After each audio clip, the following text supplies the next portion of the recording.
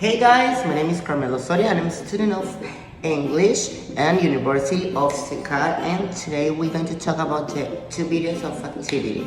In the first video we can see how the students present their problems showing notes, giving us an understanding of how difficult it is to learn today with teachers who do not use ICT.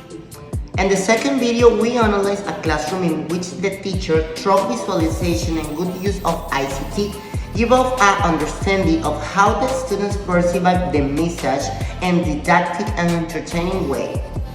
As a teacher of English, as a teacher on training, he believes that institutions should have forums and advisory activities for all teachers about the importance of ICT today. Just as society, human beings have involvement and with them the ways of learning, sticking to knowing how the teaching in a whole way makes classes from more boring and less effective when the students perceive their knowledge.